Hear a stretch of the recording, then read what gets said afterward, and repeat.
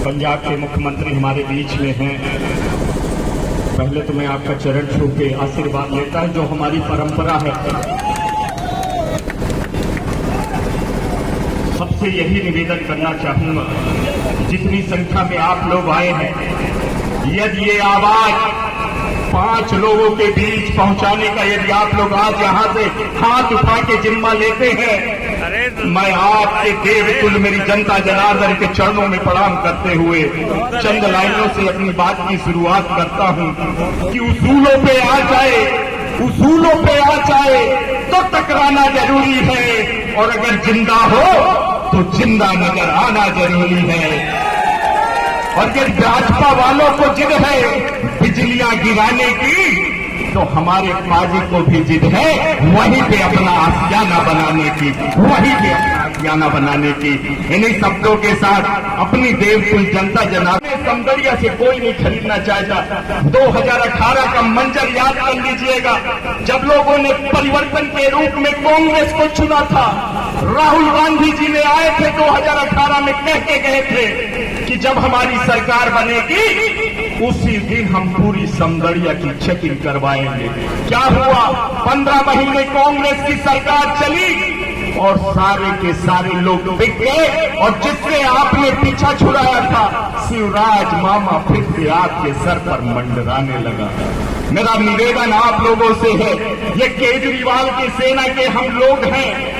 मैं आपको बता दूं, दिल्ली के विधायक, पंजाब के विधायकों को भी खरीदने का काम किया गया, पर दिल्ली और पंजाब के विधायक टिकते नहीं हैं, जनता के साथ जमीन में टिकते जरूर है मेरे साथी। इसलिए चंद लाइनों से अपनी बात को खत्म करता हूं कि इन घोटालों और भ्रष्टाचार की सरकार को छोड़कर एक बार सोचिएगा, जब आपका बच्चा सोता है तो वो क्या सपना देखना चाहता है?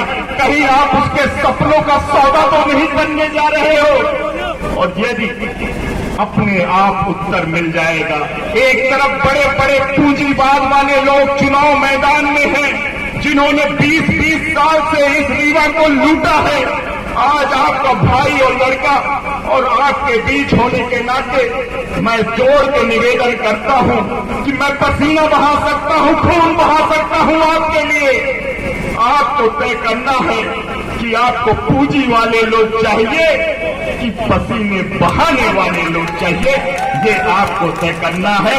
चंद लाइनों से अपनी बात को यहीं पे खत्म करता हूं कि रख हौसला तो मंजर भी आएगा, प्यासे के पास चलकर समंदर भी आएगा। थक कर मत बैठना मेरे रीवा के लोग, आम आदमी की आपकी सरकार भी बनेगी तो उस सरकार का भी मजा आएगा, उस सरकार का भी मजा आएगा। पहाड़ों वाले स्कूलों में पढ़ते हैं, वहां तो हम सोच ही नहीं सकते, लेकिन आम आदमी पार्टी ऐसी है। दिल्ली में अरविंद केजरीवाल ने ऐसे स्कूल बनाए, एक रिक्शे वाले का बच्चा, एक डीसी का बच्चा, एक जज का बच्चा एक ही बेंच पर बैठ के पढ़ते हैं, एक ही किताब पढ़ते हैं भाई साहब। वन नेशन वन एजुकेशन, एक देश एक शिक्षा।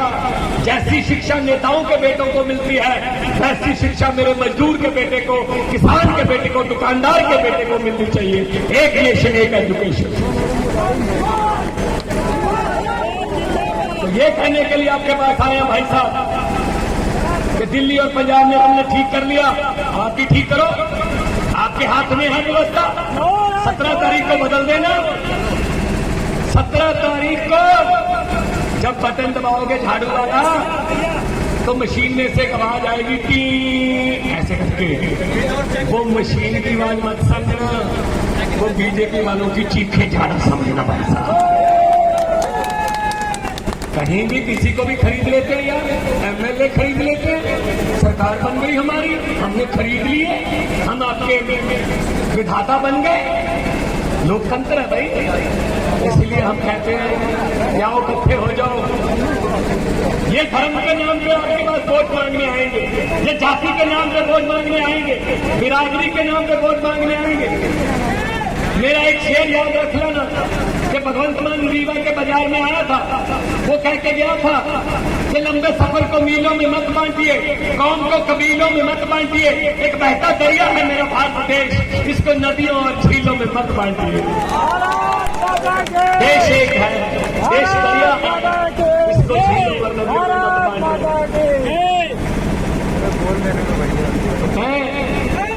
बिजली के नाम पे, शिक्षा के नाम पे, मैं इलाज के नाम पे वोट मांगने आया हूँ।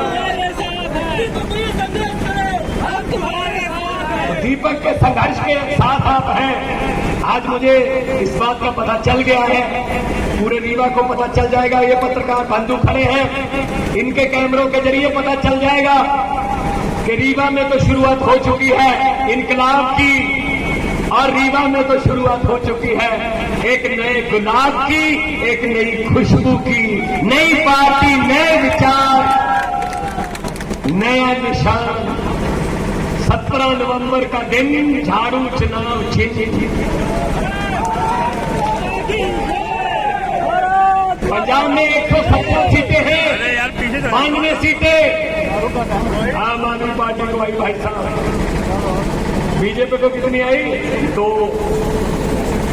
दो एमएलए है पंजाब में, वो तो स्कूटर पर बैठकर भी विधानसभा आ सकते हैं। भाई साहब पंजाब की जनता जानती है इनको, आप भी पहचान जाइए, आप भी जान जाइए।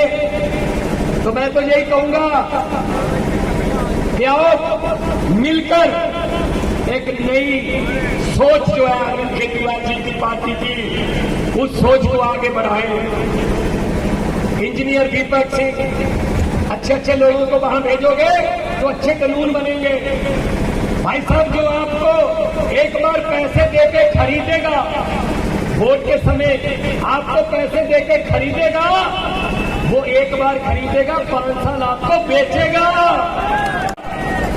जब आप तो उसके पास कोई काम करने के लिए जाओगे, वो कहेगा 5 लाख रुपए लगेगा जी नौकरी दिलवाने का। तुम कहोगे जी हमने वोट डाला था, वो कहेगी आपने वोट का 1800 रुपये मांगा था, जब तुम्हारा रेट था हमने दे दिया, जो हमारा रेट है आप हमें दो।